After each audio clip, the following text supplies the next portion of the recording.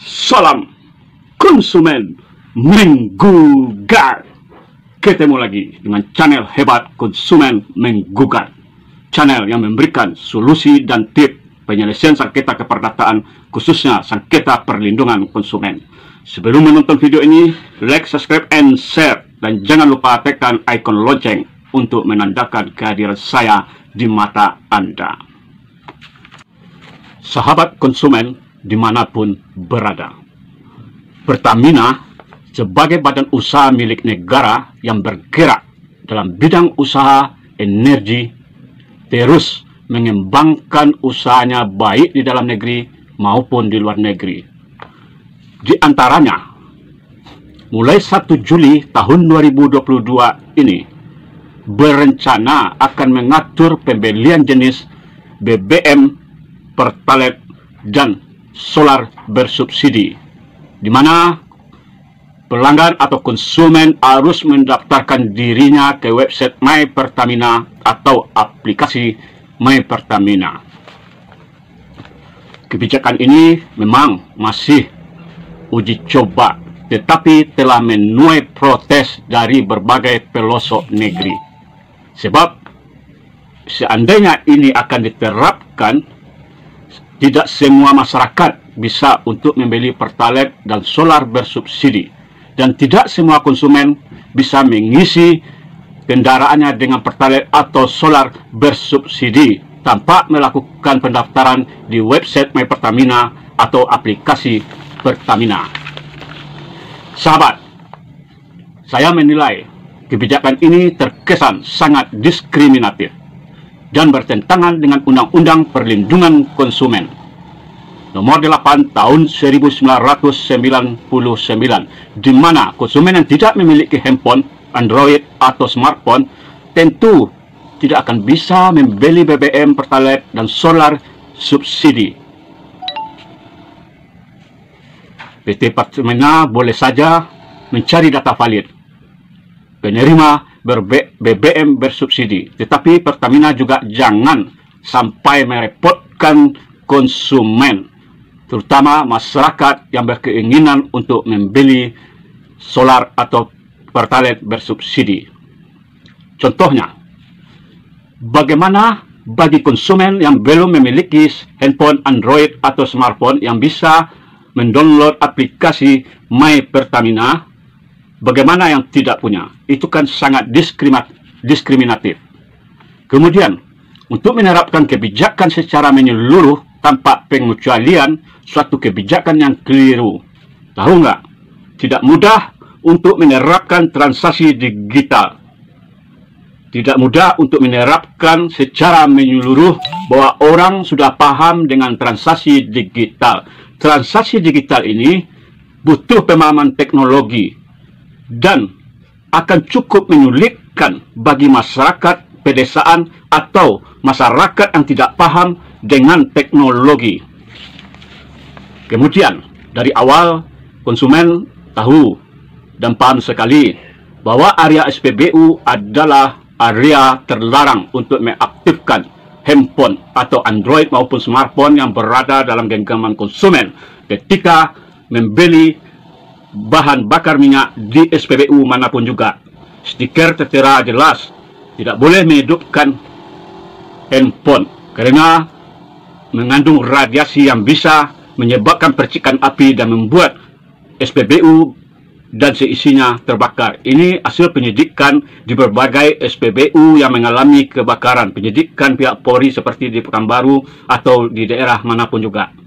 Dan sekarang dengan lahirnya kebijakan baru membeli Pertalite dengan aplikasi, kok seolah-olah PT Pertamina merestui bahwa handphone boleh dihidupkan di area SPBU. Ini akan menjadi tanda tanya besar bagi masyarakat. Ya, boleh-boleh saja pihak Pertamina melakukan regulasi tentang cara penjualan Pertalite, tetapi harus mengacu kepada peraturan perundang-undangan, terutama peraturan Undang-Undang Perlindungan Konsumen, dan ini adalah ranah wilayah konsumen ketika telah dipasarkan secara umum. Kebijakan untuk pendaftaran akan dimulai pada tanggal 1 Juli tahun 2022. Adapun jika sampai waktu yang ditentukan konsumen belum juga mendaftar, maka konsumen tersebut tidak bisa membeli BBM Pertalite ataupun solar bersubsidi. Artinya konsumen tersebut akan diarahkan untuk membeli Pertamax. Sahabat, bagaimana cara daftar aplikasi menggunakan My Pertamina ini? Ya, sebagaimana banyak diwartakan portal, terutama portal cnbcindonesia.com Senin 27 Juni tahun 2022, konsumen bisa menginstal aplikasi tersebut melalui Play Store atau App Store. Kemudian setelah terinstall, buka aplikasi My Pertamina. Kemudian muncul laman setup, klik lanjutkan, isi nomor telepon dan PIN 6 digit. Selanjutnya, konsumen akan dibimbing untuk mengisi data-data termasuk transaksi dengan cara membayar. Sahabat konsumen, My Pertamina adalah aplikasi layanan keuangan digital yang terintegrasi dengan aplikasi Link Aja. Aplikasi ini digunakan untuk pembayaran bahan bakar minyak secara non-tunai di stasiun pengisian bahan bakar umum Pertamina. Setiap transaksi pembelian menggunakan aplikasi My Pertamina, dan konsumen juga diberi, bukan diiming-imingi, tapi diberi poin pada setiap pembelian. Pendaftaran ini dimulai 1 Juli 2022 dengan uji coba di berbagai kota, di antaranya Kota Bukit Tinggi, Kabupaten Agam, Kota Padang Panjang, Kabupaten Tanah Datar, Banjarmasin, Kota Bandung, Tasikmalaya, Ciamis, Manado, dan Yogyakarta. Saya berkesimpulan, PT Pertamina sebagai BUMN yang bergerak di bidang energi boleh-boleh saja melakukan regulasi tentang cara pembelian Pertalite dan solar bersubsidi. Namun ketika Pertamina wajib patuh kepada Undang-Undang Perlindungan Konsumen Nomor 8 Tahun 1999, karena ini ranahnya konsumen, di mana konsumen dilindungi dalam melakukan transaksi barang dan atau jasa. Sementara sebagaimana pasal 29 ayat 1 Undang-Undang Perlindungan Konsumen, pemerintah bertanggung jawab atas pembinaan penyelenggaraan perlindungan konsumen yang menjamin diperoleh hak-hak konsumen dan pelaku usaha serta dilaksananya kewajiban konsumen dan pelaku usaha. Bagaimana kalau seandainya transaksi ini gagal? Karena di dunia ini tidak ada yang sempurna, termasuk transaksi atau pembayaran digital pun ada kelemahannya, dan kelemahan tersebut hendaknya bisa diantisipasi dengan penjelasan secara benar dan jujur sebagaimana dikatakan Undang-Undang Perlindungan Konsumen. Misalnya, bisa saja karena jaringan listrik PLN mati dan akan mengganggu sistem operasional aplikasi My Pertamina, sebab listrik dibutuhkan untuk sumber daya mesin untuk bertransaksi. Transaksi digital selain membutuhkan listrik juga membutuhkan jaringan atau koneksi internet. Di antara kelemahannya, jaringan tersebut bisa lelet dan membatalkan transaksi dan menggagalkan transaksi ketika konsumen ingin membeli minyak. Bagaimana jalan keluarnya? Jadi kebijakan-kebijakan ini tidak bisa menyamaratakan, karena konsumen berasal dari berbagai tingkat pemahaman dan juga strata sosial yang tidak mampu membeli handphone Android atau smartphone. Apalagi bagi masyarakat yang tidak paham teknologi, itu butuh waktu untuk bisa pintar, terutama bagi masyarakat yang tidak terlalu paham teknologi.